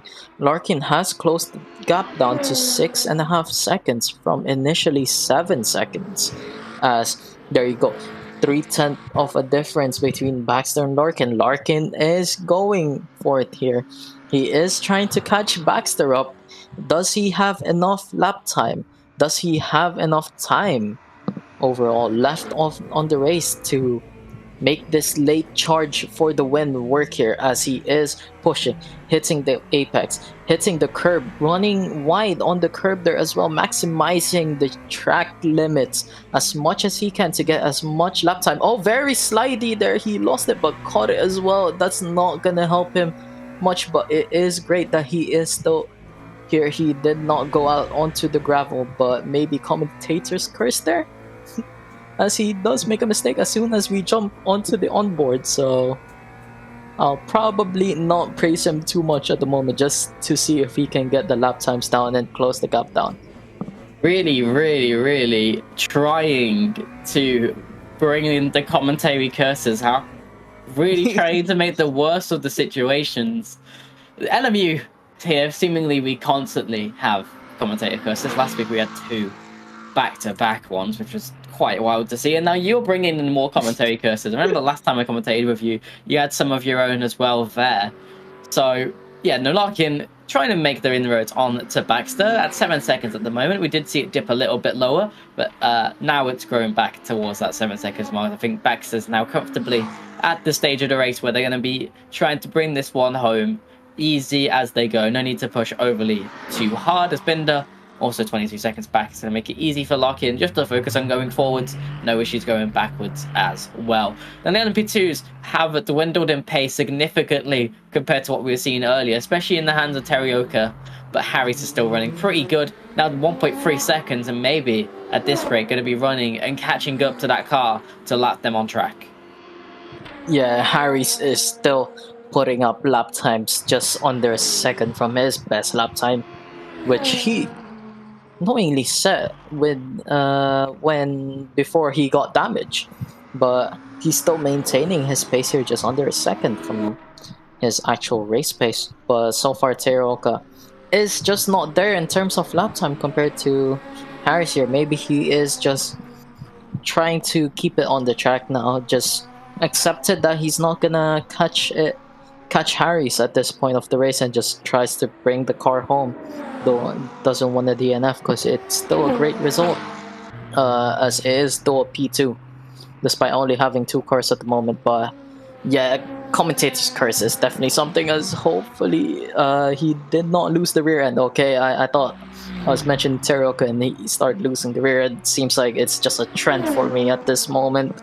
Every time I try to praise someone, they end up losing the rear end. So I'll try to just sit back, relax, and see if these drivers can close the gap, and hopefully maybe we can watch Baxter and see if the commentators' aura is gonna affect them with their driving, as Teroka is catching up to Baxter here to lap him at the moment. But so far the gap is slowly closing down. 7 tenths Larkin closed in that last lap alone. And it's now down to 6.2 seconds. But it's still quite a massive gap between the top two drivers here of Baxter and Larkin. Yeah, Baxter and Larkin with that huge gap on hand. Fuel energy levels very much safe in their hands. 60% left. That should be more than comfortable to get it all the way to the end of this race for them at this point in the GT3 categories. Larkin losing out to Binder early on in the race, but then re-getting him into this dying stages on that second stint has now put them in an easy position to run away with this race towards the end. And then in the upper hand, Baxter running in P2 now after having a clean race overall and not running into issues like Kiriv, which we didn't necessarily fully get the full context of what happened there, unfortunately. And then in the LMP2s, there's been quite a lot of incidents, and Harris has survived overall. Yeah, quite a few incidents here and there, but key is just Baxter just inheriting the lead. He just ran his own race, didn't make any mistakes at all. We haven't seen him much of this race, which is probably a good thing because he does not want any commentator's curse here occurring on him at the moment as we ride on board, as we see him drive a lap around Monza here, gets the car turned in on the inside of the final corner. A little bit understeery, especially this Aston Martin. This Aston Martin is really struggling in terms of getting the nose in. It is a front engine car. It's very heavy at the front with that V8 engine made by Aston Martin as it goes down the front straight, heads onto turn 1, goes under the brakes. Really solid here, really safe.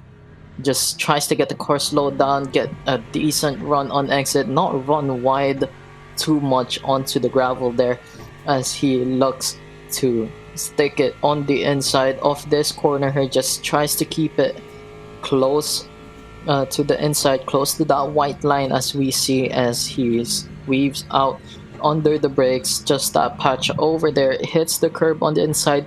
Car really likes the curbs here, a little bit wide there on the exit, but not much time lost there as he is just managing the gap. Looks like he's just trying to keep the car, all four wheels on the track, not pushing too much. He doesn't have to. He just needs to drive it for a few more minutes and he will be done with this race with another win on his back pocket as Harris goes to lap him in the LMP2 car. You're really trying to jinx this one, huh? Yeah, trying my best not to jinx Baxter here. As you go ahead and praise Baxter for their performance, I think last time you did that, it ended up commentating cursing someone, so good luck. Yeah, I did do that to quite a few drivers. I was commentating when Galurazi did have that spin, so I do feel bad. Maybe it was the commentator's curse that made him lock his rear wheels into the second chicane, but Larkin here is slowly starting to lose some pace as Baxter did improve compared to Larkin, but we will see on this lap to see if Larkin has made any more inroads in terms of the gap. Looks like he has, because it is down to 5.8 seconds, 5.7 seconds to Baxter here. Maybe Baxter is saving that little bit more fuel. But so far, yeah, Larkin is 3% down in terms of the virtual energy compared to Baxter. Baxter is just getting ready because I think he just knows that he might get caught here, so he's just getting geared up, having enough fuel to make it to the end of this race and just battle all out for the race win. But so far, Larkin is not really closing the gap enough to have a chance here.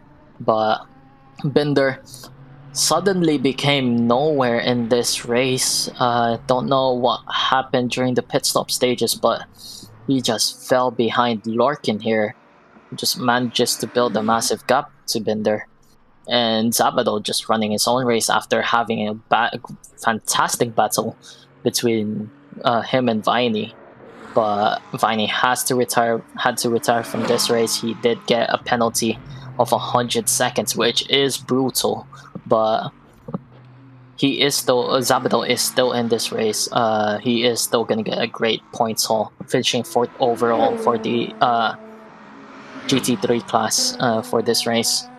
And Harry's just managing the gap. He did manage to lap Teroka once again. The gap just growing larger and larger as we see a 2.8-second difference between the two LMP2 cars, but hopefully no more issues. Hopefully he keeps it nice and consistent with his car, despite the mechanical damage that he has here. Yeah, basically having to drive in a dead straight line on the steering wheel through an active right-hand corner, as we're seeing the car in front kicking up gravel 2 corners in a row, locking up in the corner potentially before that one as well. The McLaren in the front really starting to struggle through this part of the track, but Harry's seeing how he's taking these corners, turning it in right, having to fight it, and then just readjust to having to turn slightly to the left to keep this thing to going straight. It's probably so weird. You don't know exactly when this car's going to eke out, whereas when you have it straight, you know exactly what it's going to do. It's just going to be such an awkward position to drive in, especially when you're trying to turn to the left. You already partly turn to the left, and then the car is just going to want to step out on you, because when you put in that left, you might put in just a little bit too much too eagerly, and it's going to be so much easier to do that with this car already leaning in that direction, because it's got a little bit of a limp towards the right hand side as he trucks it in through that right hand corner, runs out all the way right to the outside of the track, and it can see the LMP2 or Terioka in front of them, but that's not for position, that's to put them a full lap down consistently. Yeah, it looks like Harris is just on his own here. He is just managing the gap here. Just in a world of his own, just looks like he is now eyeing up Teruoka to lap him once again. 8 seconds last lap. The time difference was, wow, just Harry's very consistent at the moment compared to Teruoka. Teruoka is just really struggling with his car here. As we have a look, he is closing in once again. There might be a little bit of a battle. We shall see if Teruoka is gonna make it easy for Harris to lap him or not. But yeah, it's quite a different scenario here for Harris, because he is lapping a car that is the same as his, really. Got the same pace, got the same straight line speed, same cornering abilities. Maybe not currently, as his car does have a little bit of a limp towards the right side as he is turning on a straight line.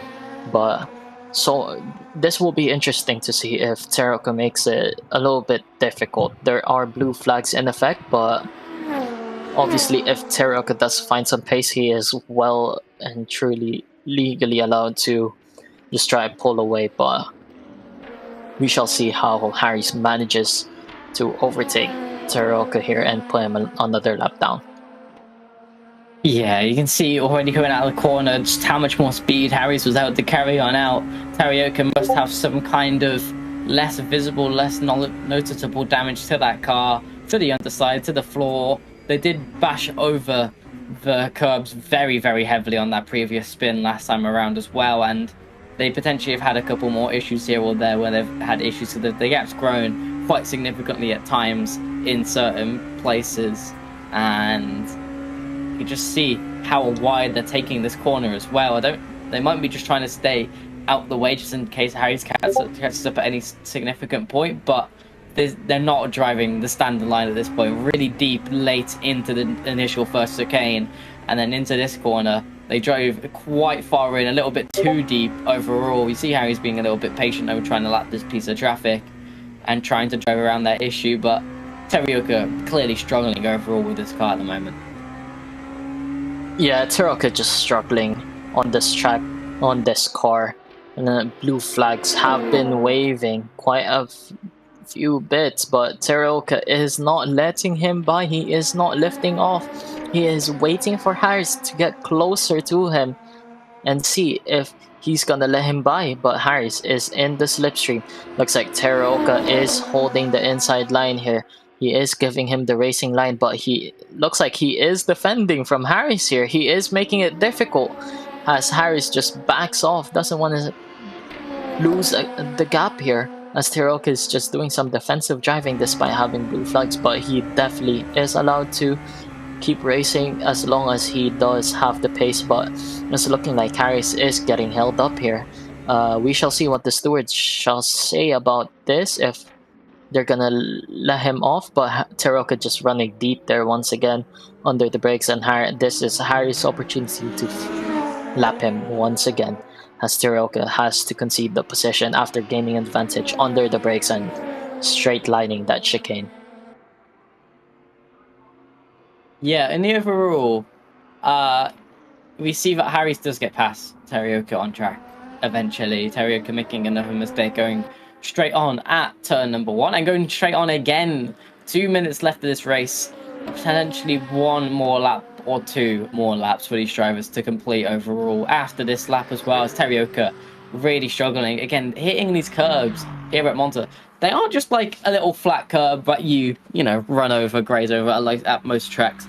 No, they're these big sausage curbs that are ruthless to the cars. You go over these too much and they're going to cause significant damage to your cars, especially these rumble strips as well. They're very much deeper than most tracks on the calendar, can increase tire wear, can increase friction for the car and make micro damages to the car as well. And I think everyone's cars are just getting to that point where they're getting really battered now. But looking at the energy, we might be in the situation where people are going to be running out if they have to do another 2 laps. Yeah, Baxter and Larkin does have a little bit similar energy. It is a 5% difference, but 5% is, I think, half the lap here at Monza, which is quite a massive gap for this track in terms of energy, as Baxter has been saving a little bit more. But Larkin is on a late charge here. He did close the gap down from 7 seconds at the start of the stint to now down to 4 seconds to Baxter here. But Baxter must have been in fuel saving mode, just driving the car normally, just lift and coasting, maybe just to save that little bit much more fuel than Larkin. But so far, Baxter is in a good spot in terms of fuel here, as if there is that one extra lap time that he has to do, he can manage. But Larkin is in danger in terms of fuel here. If there was 1 more to go, then he wouldn't really have enough to complete another one. But so far, the late surge of Larkin has to be shut down here, as it is the final few seconds as we watch Harris go through a scar, potentially the final time in this race. We shall see. It is on 0 as Harris is going towards the final corner here. He had his fair share of incidents. He did get caught up in some difficulties, especially with the car gaining damage on that initial bit of contact into the second chicane, as Harris just drives consistently once again and goes on and finishes the race and setting another fastest lap despite the damage. Well, 138.010 on the final lap, as we watch Teroka weaving here, celebrating or frustrated after all of the mistakes, but he definitely is still here, just trying to enjoy the time. He's still got a great result here nonetheless, but he is rounding out the final corner of this track, and he is going to come through and take 2nd place overall, 2nd place in class, and finishes off a tough race weekend for him. Larkin's gonna have to extend this 3% fuel here. He's got a long straight to go. There's not a large part of the lap left to go, but when you're on the straight line, they do kind of burn. Larkin might be just barely fine, hits 2%. But as we saw with that Ford, if you hit 0, you automatically get a penalty. And if Larkin does get a penalty here, they will lose to Baxter, but approaching Barabarka, they're going to drop to that 1%. This is going to be so marginal for Larkin. They're going to have to eke this thing all the way to the line to not pick up this penalty, to lose out to Binder after all their efforts, after all the pace and the gap that they have. Will that stay at 1% and long enough? 0%. And they will be across the line. but they don't run out entirely, and they don't pick up that penalty. Ooh. Just barely they get across the line to the absolute liter, like it's centiliters of fuel left in that car at this point. But as long as you make it to the end, you've made it to the end. And they probably did have to push back off though against Baxter in that final lap. Yeah, Larkin here, a great final charge. Nonetheless, he did try to win this race, but we see he gapped Bender there despite coming into the final stage of the race, final stint, final pit stop, just a few seconds off, and it's grown to over 20 seconds. It was a great race there from Larkin as he did manage to just make it on fuel. 0%, no colors on the bars. It was very close. He could have lost everything to a 100-second penalty. Yeah, a great race overall though. From all of the drivers, Harry's and Baxter get the props for winning and get to stand at the top of the podium in the game as well. But they didn't have it wasn't the cleanest race in terms of Harry's. They didn't necessarily get into any issues for them by themselves, but did get hit by Bonner, who ended up having a huge issue and sliding and spinning into Harry's, giving them that damage. They did, and very successfully, survive for the entirety of race. But we will have a few interviews. Who did you want to start with? Should we start off with our overall and LMP2 winner, Harry's? Welcome on in. Oh. Couple moves there. Hello. Congratulations on your win, by the way. How did you find the race overall at the start there, as you did have an incident at the start? Oh, Lord, that was really, really weird. I didn't feel like I did anything that was unpredictable. I felt like I held my line. I didn't feel like I did anything different to previous laps. So from my side, it just comes across as a lack of judgment from Galarazzi. So there's nothing really more to say on that. Overall, the race was good. Very, very fuel intensive. I don't know if you would have been on board at all, but lots and lots of lifting and coasting everywhere. So very, very squeaky bum time for across the entirety of that race.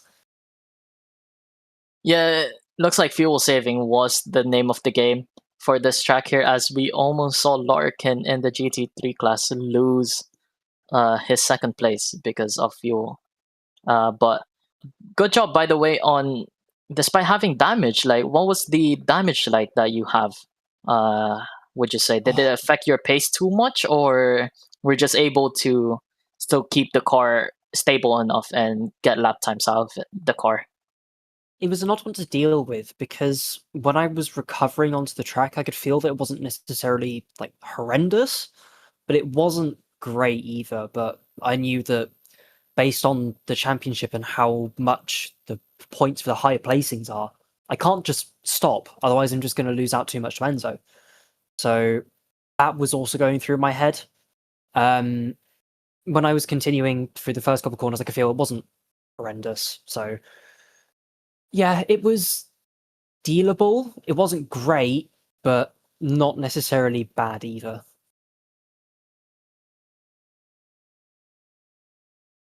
Well, Torium, do you have any questions regarding? So overall in that race, you kind of did the exact same thing as last week. Just instead of going into the race, you did it on the final lap. You found so much time on that final lap. What did you do different in qualifying? I couldn't tell you, I'll be honest. I just went into the lap and I'm just like, screw it, we ball. There wasn't really much else to it. It's just putting a lap together. My PB before this was a 0.9, so I gained 0.3 in session. I'm like, it's just mental how much you can perform better under pressure. And I feel like I've done that consistently over the course of not even just this, over the course of my sim racing career. It's quite a common factor, like right at the end under pressure, I can perform and deliver. The final lap of qualifying, I think there was more time in that lap. I think potentially a 0.5, but nothing more than that. So I think I really did peak right at the end there. That was a phenomenal lap you brought out. She was over a second back, and then you gained to 3 tenths up. That was an impressive lap to bring out. To be fair, I was kind of helped by the fact that when I was on my first 2 laps, it was... Well, the first one was when Borna overtook me. So, because he was trying to slipstream hunt on the pit exit, so I was thinking, 2 can play at this game. So I just let it happen, and the second lap was trying to just get the tyres in the window properly. Then the third lap was just full push and ended up very well. So can't really complain more than that. Yeah, fantastic qualifying performance once again from you, and another fantastic race weekend dealing with all of the damage. Congratulations on your win. Thank you.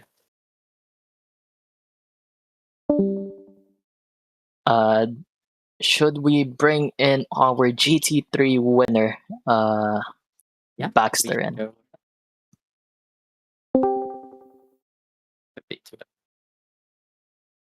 Welcome on in. How did you find that race in the end? It wasn't bad. It's very tough on fuel. So the Aston sort of struggles in that department. But other than that, it was fairly easy just cruising.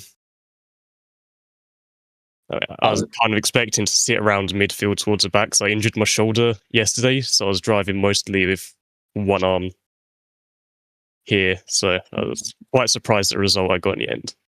Did you feel it progressively getting worse, or was you able to manage across the entirety of the race? It did get pretty bad. I managed to not bin it anywhere, which was good. That was the main thing I was worried about, just ruining someone else's race, but it didn't happen. Cross line in P1, so pretty happy with that. So I'm going to assume in qualifying you would have been happily consistent with Kiriv or even ahead if you didn't have that injury. I guess. Yes. Yeah. Well, you still drove a fantastic race despite your shoulder injury. You were just very consistent. You weren't too much in the broadcast. You didn't get any sort of commentator's curse because you just managed your race. But for the end of the race, were you worried that Lorcan was closing the gap towards you, or were you calm with it and you were just managing, or were you a little bit worried that he was going to catch you towards the end? I knew I had a pretty big cushion of time, so I thought I'd manage my pace and virtual energy just in case we had to go an extra lap. But as I saw time coming down, I knew I could push a bit, but I just didn't want to make any mistakes, so I used that 7-ish seconds I had to just back myself up a bit and not make any mistakes. Yeah, fantastic race overall. You still managed to get away with a win. We don't quite know what happened to Kiriev. Could you give an insight? Was it a mistake or was it disconnect in terms of... I think his power cut out. From what I know. But yeah, fantastic race. You were just there, close in pace in second place, and you were well clear of the other guys behind you, and just drove a very nice race. Congrats on your GT3 win. Thank you.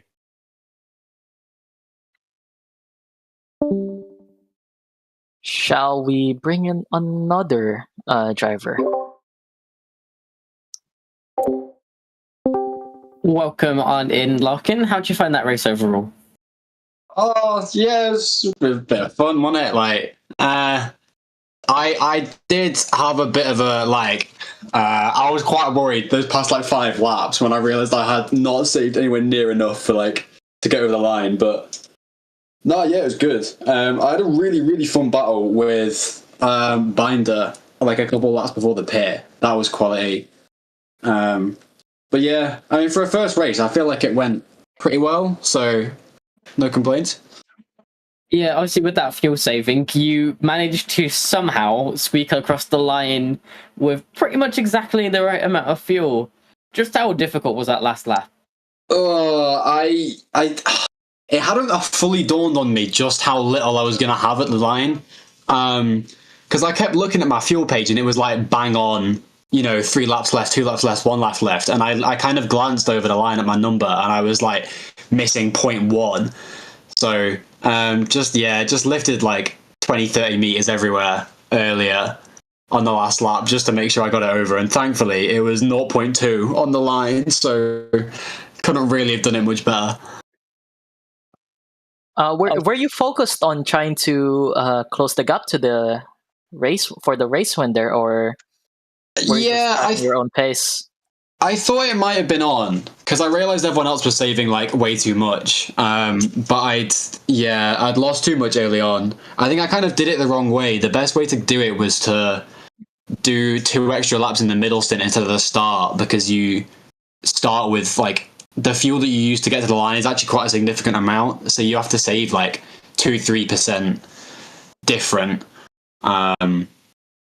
Yeah, I think if I'd been on the strategy everyone else had been on, it might have been on, but 8 seconds in the last stint would have been a tough ask. Yeah, you managed to close the gap down very well enough. 3 seconds, I think you closed up in that final stint, but you were cutting it very close in terms of fuel. But overall, fantastic race, great battling that we saw between you and John B. Do you have any thoughts regarding that battle, or were there any points where you got scared a little bit?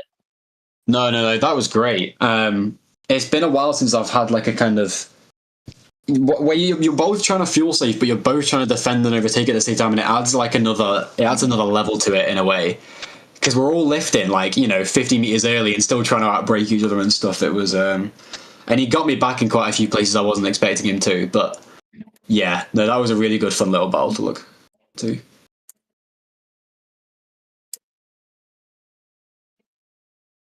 Any more questions from you? I'm all good with my questions. I don't know if you have another question. No. So, thank you for the race and thank you for the action between you and Binder overall. It's a lovely battle to watch, and luckily you made it to the line. Have a nice evening thanks. as well. You too, Barl. Cheers. Welcome on in. How are you doing? I'm all right. Could have been better. Well, obviously, in that last stint, you fell quite a large bit back. How did that come about?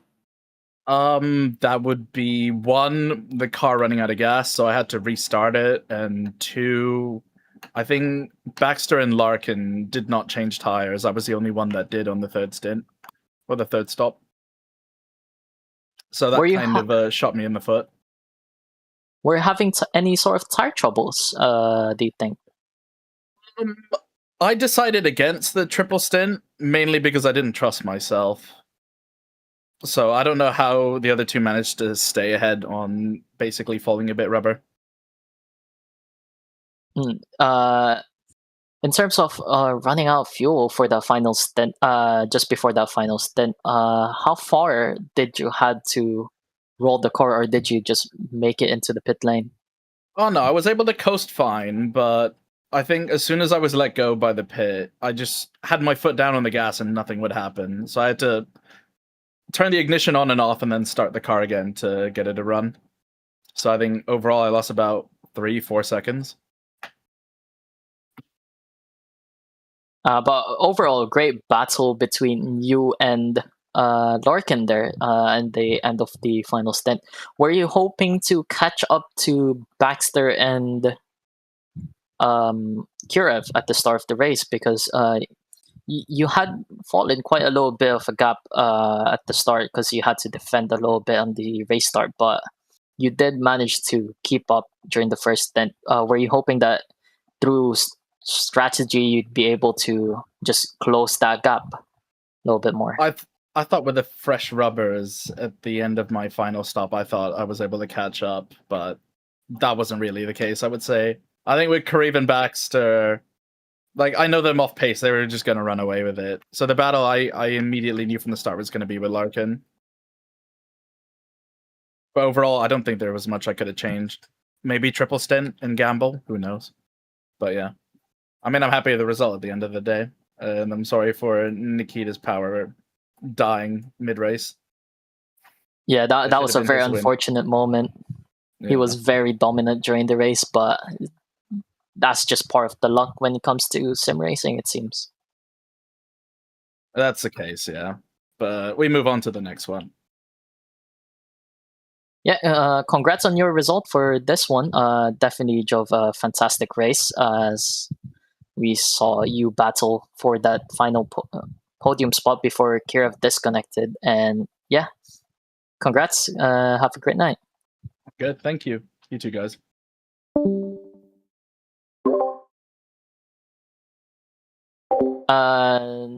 At the moment, we're done with some of the interviews, but we are going to take a short break to just have another word with our fantastic partner, Gridfinder.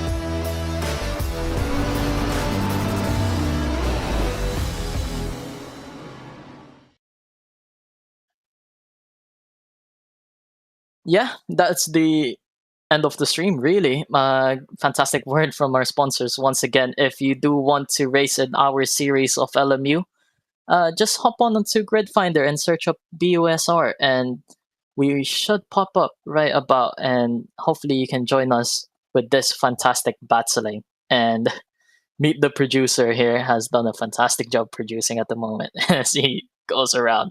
And thank you to everyone who has stayed with us here. Hopefully you enjoyed that round. And Kieran, do you have any final words for the stream here? Well, it's been LMU is always a bit of a longer one, and our producer's an absolute goofball in our ear. And as you can see him moving the little cat around, he likes to have his a little bit of fun. But I hope everyone else had fun watching this broadcast, and we'll catch you all later on with F1 on Saturday.